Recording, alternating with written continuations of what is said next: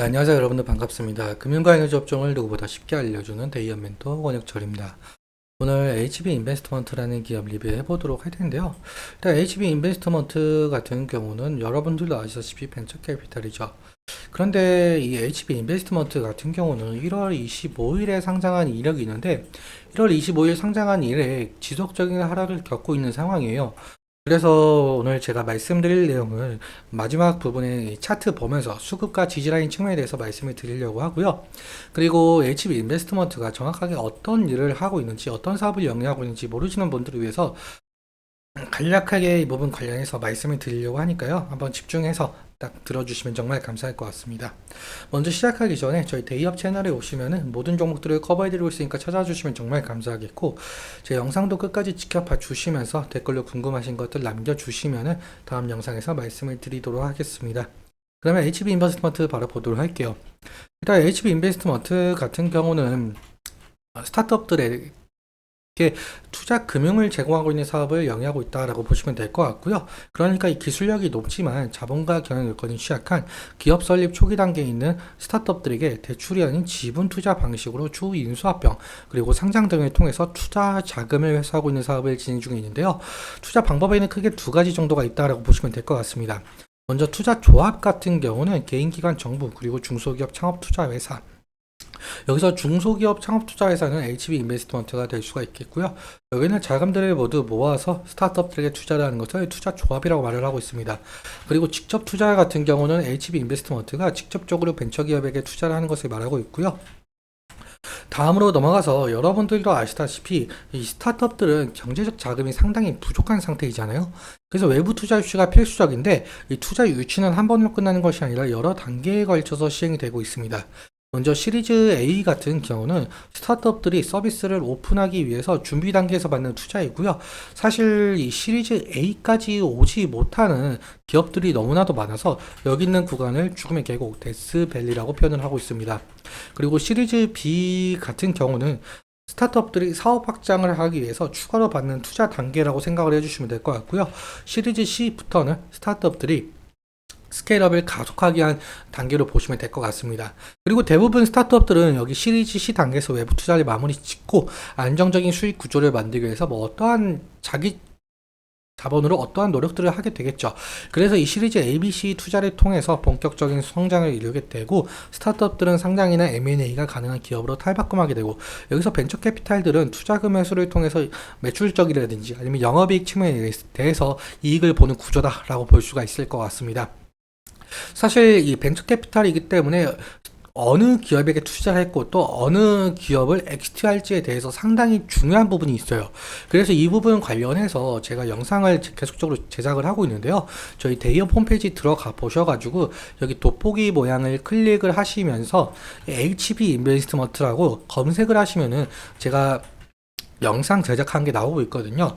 어떤 영상이냐라고 해본다면은 HB 인베스트먼트가 투자했었던 곳에 대한 모멘텀, 그리고 어떤 사업을 진행 중에 있는지 그 부분 관련해서 말씀을 드린 내용들이거든요. 그렇다 보니까 한 번쯤은 봐주시면은 도움이 되실 거라고 생각이 들고 있기 때문에 한번 봐주시면 정말 감사할 것 같고요. 그러면 차트 보면서 수급적인 측면이나 아니면 기술적인 측면에 대해서 좀 말씀을 드려보도록 하겠습니다.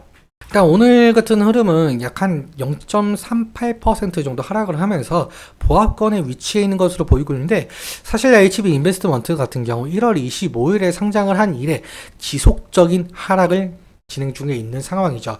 그리고 4월 23일 날에 52주, 그러니까 신저가를 좀 찍은 부분이 있는데요. 그렇다 보니까 사실상 리스크적인 측면에 대해서 관리는 해야 될 듯 싶지만, 그럼 우리는 어떻게 대응을 해야 될 것인가? 자, 우리가 여기 이 부분을 좀 지지라인으로 볼 수가 있을 것 같아요. 좀 더 크게 보자면 딱 한 신저가 이 부근이 지지라인이 될 가능성이 높겠고요. 사실 이 부근까지 이탈을 하게 된다고 한다면 당연하게도 리스크적인 관리는 필요할 수밖에 없는 부분이기도 하죠.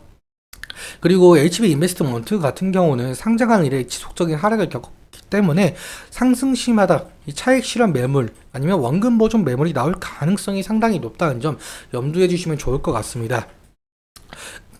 그리고 차트 이평선도 사실상 역배열 구간에 해당이 되고 있기 때문에 저항대 부분이 상당히 많다는 점, 이 부분도 염두에 두시면서, 그리고 상장한 이래 수급적인 측면도 함께 보자면, 지금 HB 인베스트먼트 같은 경우는 개인이 상장한 이래 46만 주 정도 매수가 진행이 되고 있는 상황이고, 외국인 같은 경우 5만 주 매도, 기관 같은 경우 380만 주가 매도가 되고 있는 상황이에요.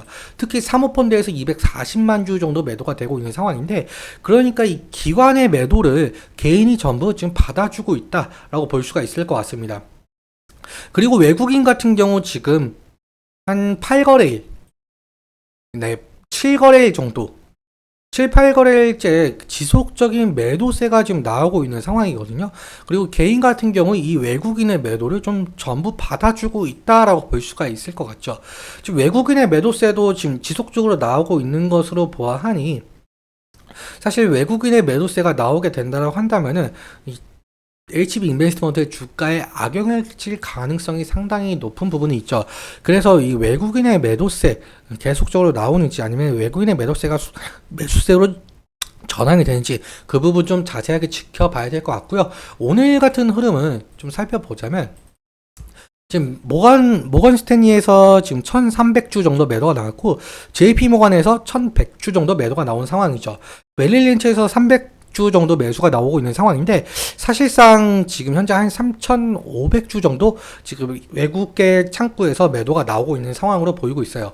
좀 더 자세하게 살펴보자면, HB 인베스트먼트 같은 경우 상장한 이래 키움증권 창구에서 140만 주 정도 매수가 들어오고 있는 상황이고, 지금 삼성 창구에서 64만 주 매수가 들어오고 있는 상황이죠. 토스 창구에서 40만 주 들어오고 있는 상황인데, 좀 TMI이긴 하지만 좀 토스 증권 같은 경우 개인이 100%다라고 볼 수가 있을 것 같아요.